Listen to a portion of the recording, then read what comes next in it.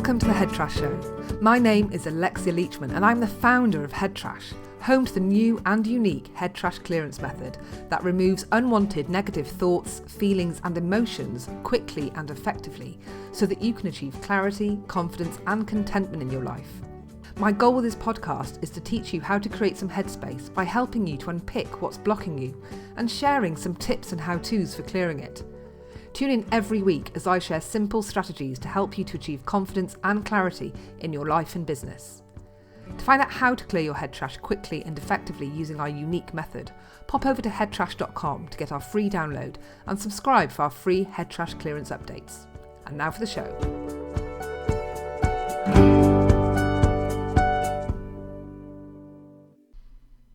Hello and welcome back to the Head Trash Show. This is me, your host, Alexia Leachman. Thank you so much for joining me today.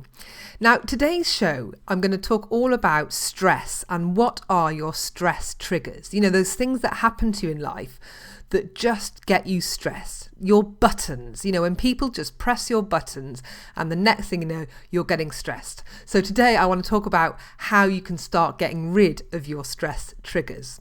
But before I do, I just want to have a quick word about the Head Trash event that we had last weekend. And it was brilliant. We had a really great bunch of people on the event. And just to share with you some of the some of the clear outs and the aha moments that people had on the event. We had one lady who cleared her fear of snow during the weekend, and she used to be terrified of going out. The very thought of having snow would just fill her with dread and get her shaking, and she managed to get rid of that fear. And we had another lady that found self-acceptance, which is a massive, big deal. I mean, that's a big one. People go their whole lives looking for self-acceptance, and she announced that she felt far more accepting of herself by the end of our weekend. So that's just a little flavour of the kind of stuff that you can experience on our Head Trash Clear Out events. And we're going to be running another event very, very soon. So I've had a few emails from people saying that they were so gutted that they couldn't make the last event. So you just need to keep your eyes peeled on the events section of the Head Trash website for any future dates that we'll be doing, but we will be announcing some more dates for that weekend event very soon, so keep your eyes peeled. Anyway, back to today's show, which is all about stress triggers. So stress, just a little word about stress. You know, for me, when people say I'm stressed and I just want to stop being stressed, I think it's worth understanding that stress isn't this one thing. It's not, you can't just say, oh, I'm going to clear stress like you would any other things. Stress is actually a build-up of lots of other things that cause you stress.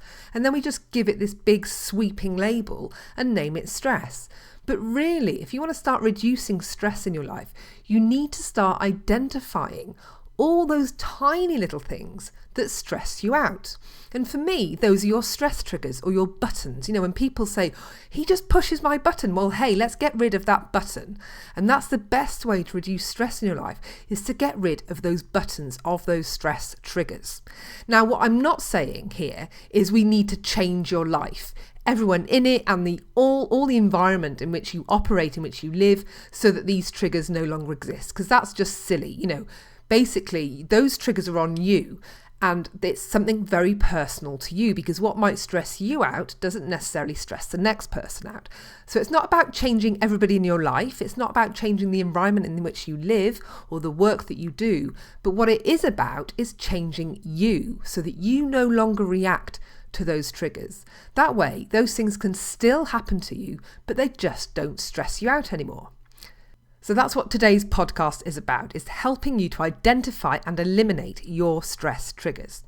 So the first thing you need to do, and you might want to get yourself a bit of paper here, because this is one of those podcasts where you can literally do it as I go. And so get yourself a piece of paper, and you need to ask yourself 2 questions. The first one is this: what situations stress me out? Yeah? What situations stress me out? Or another way, you might want to finish this sentence, which is, situations or things happening to me that stress me out include, what are they? Okay, so that's the first question you need to ask yourself. And the second one is this: what behaviour in others stress me out? Or, people cause me stress when they, whatever. So think about that. But for example, let me just go back and give some examples. So for example, situations that might stress you out might include things like speaking in front of people with more authority or seniority than you, maybe in the workplace, say. Or being late, maybe it completely freaks you out when you know you're running late. Or perhaps having your plans change at the last minute, maybe because of other people or things falling through or that kind of thing. Or maybe meeting new people, maybe at a networking event or at a party or a wedding, that kind of thing. Yeah? And then what about people? Well, what about behaviours that people do or what they do to you and say to you? Well, here are some examples. Maybe people interrupting you really winds you up and stresses you out, or ignoring you, or telling you what to do, possibly in a patronising way, or that's how you experience it anyway. That's how I experience many people telling me what to do. Swearing. Some people get incredibly stressed and offended by other people swearing, or maybe other people being really slow and taking their time. I know this one gets me when I'm at the till and there's somebody faffing with their wallet and, being really slow, and or somebody at the traffic light, taking their time moving into gear and accelerating out of first. And I'm thinking, so that kind of thing is something that winds me up personally. Or people not doing what they say they're going to do, So these are some of the examples or things that you might want to jot down underneath. Let's say you've written these 2 questions on a bit of paper. Those are some of the things that you might want to write down, but really think about what this is for you. What situations stress you out and what behaviour in others stress you out, and make a list. Okay? Now, when you've got your list and, just get carried away with it, there's no reason to stop. If you have a load of stuff that really stresses you out, then just get it all down. Don't start panicking or worrying that there's too much on your list, because that probably means that you're really, really stressed and that you need to get rid of this stuff, okay? So when you do have your list, go back and have a closer look. So when you look at the people section, think about what these people are doing and what are they not being. So for example, if we just stick with some of the examples I was giving earlier, so when people are interrupting you or ignoring you, you might want to say, well, those people aren't being respectful. Again, or people telling you what to do, you might interpret that as not being respectful as well. Swearing, you might again interpret that as not being very respectful. Or maybe it's being rude, so therefore maybe that's the opposite of respectful. And then maybe being slow and people taking their time, well, they're just not being fast or they're not being efficient. So I know that's the thing that kind of winds me up. Or when people say they're not doing what they say they're going to do, so maybe they don't have integrity. Okay, so notice what these things are: respect, efficiency, integrity. These are values. Okay, so usually when there's some kind of behaviour that somebody isn't adhering to, it's usually a sign that they are not behaving in accordance with your values, and it's that conflict with your values that is actually causing the stress. Okay, so that is the underlying cause of your stress, and the symptoms are those situations where it's happening to you, where you're really noticing it in your life. Okay, now what about when we think about the situations? Well, usually situations are a sign of underlying fears. So for example, let's say speaking in front of people with more authority or seniority than me, you might have a fear or concern about looking silly or like you don't know what you're talking about. Maybe when it comes to being late, you're worried about letting other people down or letting yourself down. And this idea of having your plans change at the last minute, being stressed out by that, maybe because of other people or things just falling through, then suddenly you're out of control, and you don't like being out of control because you have a fear of being out of control and not knowing what is going to happen next. Yeah.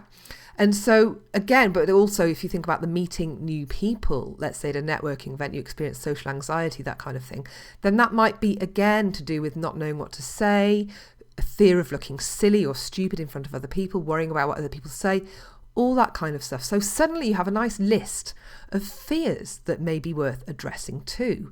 And once you address those underlying fears, those other symptomatic causes, those triggers that happen to you day to day, are less likely to affect you, as are others. So what you have now is you have a really great list. You've got a list of all these triggers where you get stressed by people or situations. And then you have a list of some underlying factors. And what are those things that are driving your stress? And so what you can now do with your list is start taking some action and getting rid of your triggers, okay? So now you're going to need to get a copy of our 5-step process from the website. So you get that from the homepage, so 5 steps to clearing head trash, and you use our process and you go through the list. So you can either use the process to clear the situations and behaviours, or you can just go directly and work with those underlying factors. Now, they are going to have a lot more impact because they are going to be affecting you in other ways that you might not have identified, but then you'll sweep them all up together in one go, rather than hitting each one individually. So let me just give you an example. So for example, not long ago, I went through a period of being unwell. And this meant I had to rely quite heavily on friends and family.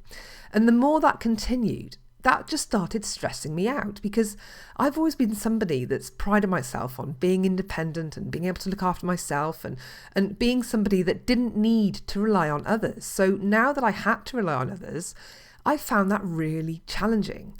So when I sort of looked at it a bit closer, I realised that this idea of needing support or having to be looked after were the things that were getting me stressed internally. You know, they get me in a bit of an emotional tiz. And so when I looked at it, I realised actually it was more about me being okay with being weak and making friends with being weak. Because for me, I didn't like weakness. I thought weakness was a bad thing. Whereas actually there's good and bad in everything. Weakness is good and weakness is bad. Just as being strong, which I thought was good, well, it can be good, but it can also be bad. So I worked directly with weak and strong. Obviously, I work with opposites because we are all about opposites here at Head Trash. And that, I found then that suddenly I didn't need to work on the needing support or having to be looked after pieces, because they didn't read that I wasn't bothered by them anyway. They weren't causing me stress. So I went back to the source of, or the driving factors that were creating it in the first place. So that is basically how you can start to eliminate your stress triggers in your life. Really simple and really easy. But you do need to do the work. Listening to me, telling you what to do is not going to clear it for you. Sure enough, having self-awareness about that stuff that is winding you up will help you to probably be less wound up by it, but it will never completely take it away. So you really do have to take the time and do the work. And then you will start experiencing the benefits. So the first thing you do is go to our homepage, grab the 5-step process if you haven't got it already, and then work through your list. And believe me, you will start to notice a massive difference in your ability to not get stressed in the environment that you are already operating in the environment in which you live, with the life that you already have. Because we don't have to completely transform our whole lives just to transform the experience that we have in our lives, okay? The best thing we can do is change ourselves first and how we respond to what is happening around us. And that is what going through this process will allow you to do. It will allow you to no longer respond and feel stressed by these things that are currently triggering you in your environment. So I hope that this podcast was helpful. It's a bit shorter than some of the other ones, but it's punchy, it's powerful, and it will have impact if you take action and do the work. So on that note, I'll let you crack on, get back to your lives. I hope you have a great week, and I'll see you again next week on the Head Trash Show podcast. Bye for now. You've just been listening to Alexia Leachman here on the Head Trash Show. If you enjoyed the show, I'd really appreciate you leaving a review here on iTunes. And don't forget to pop over to headtrash.com to get your copy of our free 5 Steps to Clearing Head Trash guide. Now stay tuned for upcoming episodes and more tips and how-tos for clearing your head trash and reclaiming your headspace. Until next time, bye for now.